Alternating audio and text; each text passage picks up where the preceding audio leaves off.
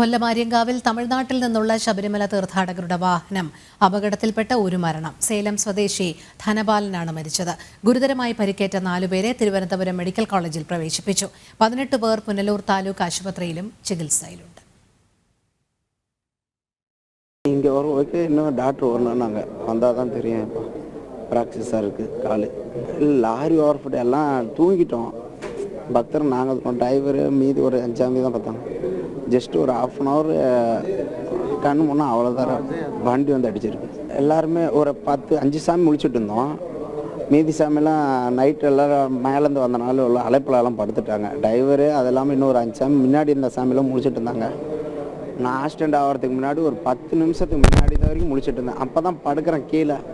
അടുത്ത ഒരു 5 നിമിഷത്തിൽ അപ്സെറ്റ് ആയിடுச்சு. പുലർച്ചെ 3:45 അപകടം. ദർശനം കഴിഞ്ഞ് മടങ്ങുകയായിരുന്നു തമിഴ്നാട് സേലത്തു നിന്നുള്ള 30 പേരടങ്ങുന്ന അയ്യപ്പ സംഘം.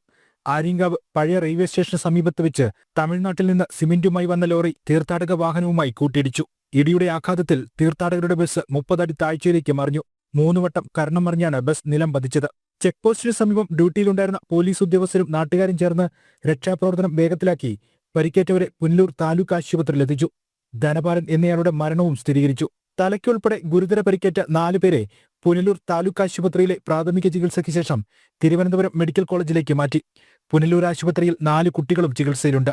അപകടശേഷം ലോറി ഡ്രൈവർ ഇറങ്ങി ഓടിയെന്ന് രക്ഷാപ്രവർത്തനത്തിന് നേതൃത്വം നൽകിയവർ പറയുന്നു. പുറത്ത് ന്യൂട്രൽ വരുന്നത് കൊണ്ടാണ് ഇങ്ങനെയുള്ള സംഭവം നടക്കുന്നുള്ളതിന് ഏറ്റവും വലിയ തെളിവ് ആ ലോറിയുടെ അത്രയും വലിയ ഫാക്ടർ തന്നെ. ഇപ്പം എന്തായാലും ഇവിടെയുള്ള കുറച്ച് പേർക്ക് ആശ്വാസം കിട്ടത്തക്ക രീതിയിൽ വലിയ പ്രശ്നങ്ങളില്ല. എങ്കിലും ഇവിടെ കിടക്കുന്നവരിൽ ഇപ്പോൾ എക്സ്റേ എടുക്കാൻ സ്കാൻ ചെയ്യാനൊക്കെ ആയിട്ടൊക്കെ ഉണ്ട്. ആര്യങ്കാവ് പാതയിൽ അപകടങ്ങൾ പതിവാണ്. അധികൃതരെ നിരവധി തവണ അറിയിച്ചിട്ടും നടപടിയില്ലെന്നും പരാതികളുണ്ട്. അതായത് ആര്യങ്കാവ് മുതൽ പുനലൂർ വരെയുള്ള പാതയെന്ന് പറഞ്ഞാൽ ഇടുങ്ങിയ പാതയാണ്. ഈ പാതയിലൂടെ ന്യൂട്രലിൽ വരുന്ന വണ്ടികളാണ് കൂടുതലായി അപകടങ്ങൾ ഉണ്ടാക്കുന്നത്. അത്തരത്തിലുള്ള അപകടമാകും ഇതും എന്ന് ഞാൻ സംശയിക്കുകയാണ്. ഇതിനൊരു ലിമിറ്റ് ചെയ്യാനുള്ള നടപടി അധികൃതർ എടുക്കണം. അതുമാത്രമല്ല, ഈ പാതയുടെ നിർമ്മാണം അശാസ്ത്രീയമാണ്. ഈ പാതയുടെ ഇരുവശങ്ങളിലും വലിയ കുഴികൾ രൂപപ്പെട്ടിട്ട് വർഷങ്ങളായി ഞങ്ങൾ ആവശ്യപ്പെടുകയാണ്. ഈ ടാറിന് ശേഷം വലിയ കുഴിയാണ്. ആ കുഴി മൂടണം. ആ കുഴി മൂടിയില്ലെങ്കിൽ അപകടം ഉണ്ടാകും. നിരവധിയായ അപകടങ്ങൾ ഉണ്ടായിട്ടും ഒരുപാട് മരണങ്ങൾ ഉണ്ടായിട്ടും അധികൃതർ ഇത് കണ്ടില്ല എന്ന് നടിക്കുന്ന ഒരു സ്ഥിതിയാണുള്ളത്. അപകടത്തിൽപ്പെട്ടവരുടെ ബന്ധുക്കൾ സേലത്തു നിന്നും രാത്രിയോടെ പുനലൂരിലെത്തും. താലൂക്ക് ആശുപത്രി മോർച്ചറിയിലാണ് ധനപാലന്റെ മൃതദേഹം സൂക്ഷിച്ചിരിക്കുന്നത്.